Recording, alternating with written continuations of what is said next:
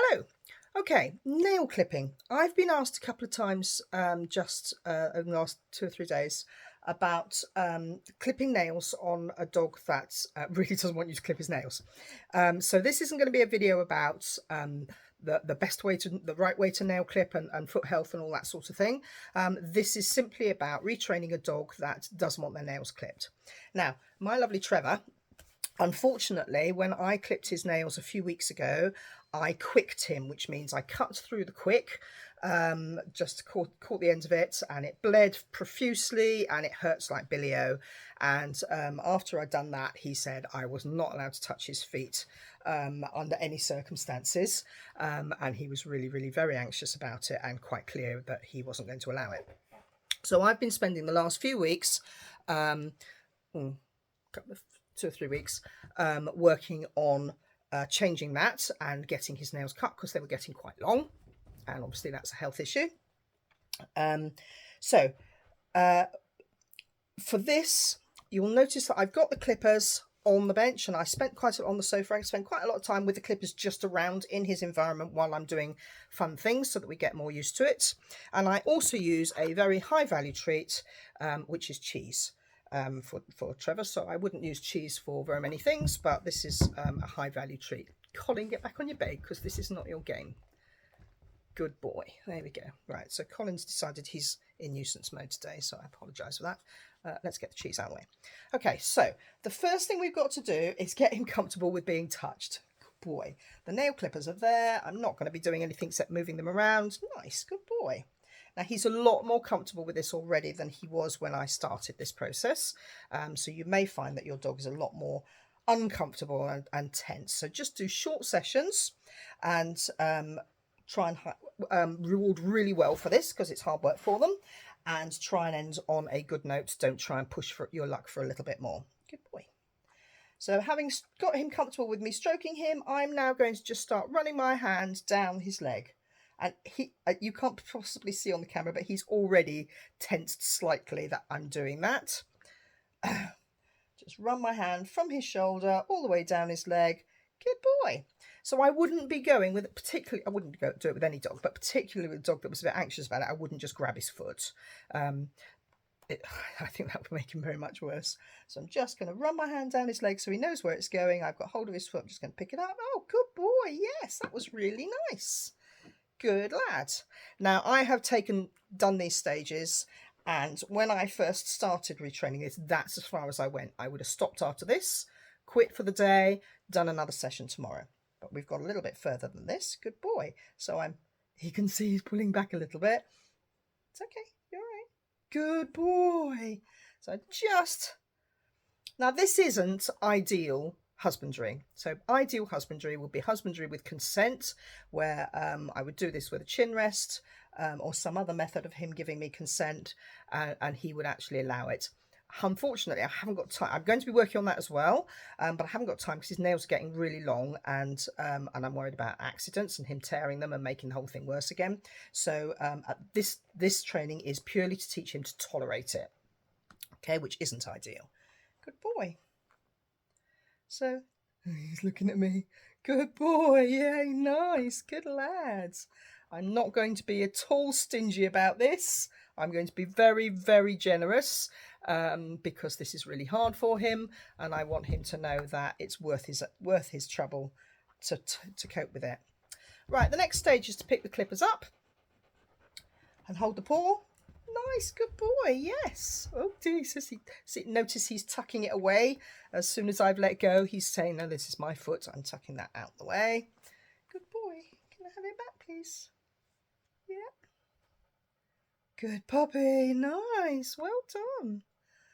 Very good. Good lad. Oh, cheese is driving Colin crazy behind the camera. Good boy. And I'm just gradually moving around. So this, again, what I've done here, that I would have taken 2 or 3 days to teach this. And I'm sure I did. I can't remember now because it was a couple of weeks ago we were doing this. One of the next things to remember is the noise that the clippers make.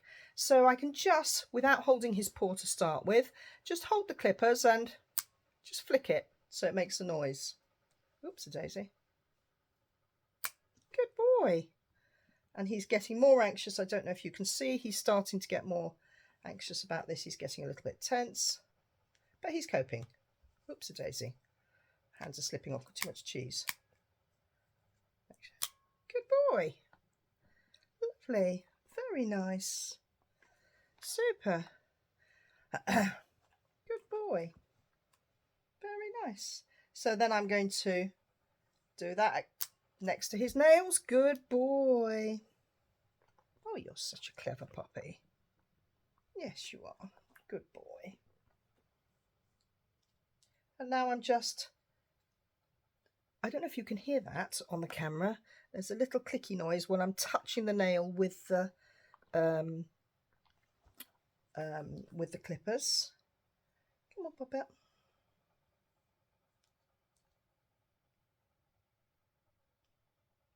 Good puppy, good lad. So you probably see he was flinching slightly. He's really not very comfortable about this, but he was tolerating it. He was coping. He's tucked it away immediately to say, I really don't want you to do any more, please, Mum. Sadly for him, I'm going to make the video and he's going to have a claw cut. Good boy, but I'm going to pay him immensely well for coping with it. And I'll probably give him a day off from this tomorrow. Good boy. Okay. Now, if you look at the nails, these nails are really quite long. If I put the clippers down, will you let me get the camera in, sweetheart? Good boy. So his nails are really, all right, good boy, quite long, and they need quite a lot taking off them.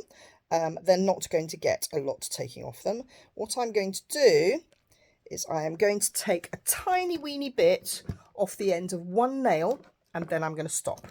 So particularly when I start with puppies, when I start training a dog in the first place, I would personally do one nail every day, because if you wait until the whole lot of them need doing, you've got a big trauma to get round the whole blooming lot, and it's a great big thing. And also it only needs doing every sort of 5 to 6 weeks, or maybe a bit more if you do a lot of pavement walking, and the dogs don't get enough practice at it.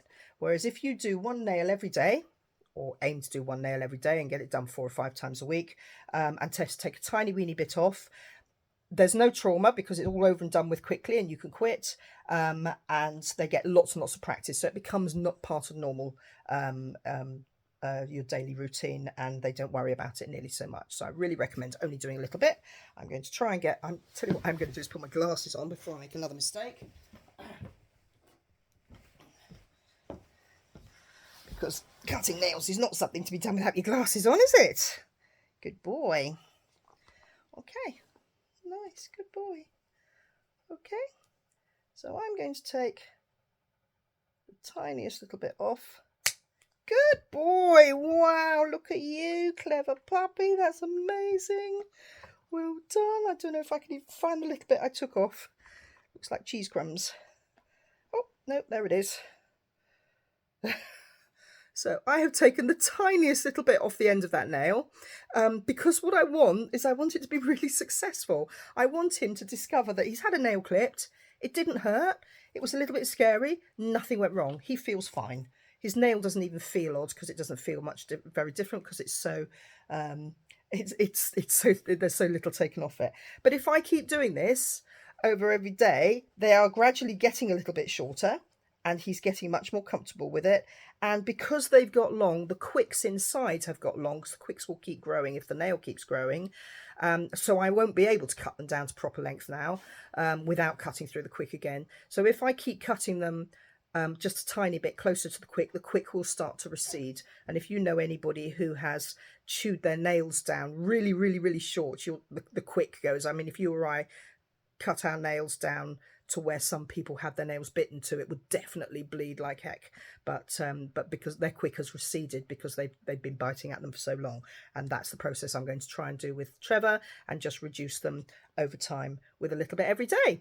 So good boy, good puppy. And then tomorrow I'll do a little bit on the other front paw, and then the next day I'll do some on one of the back paws. Hope that's helpful.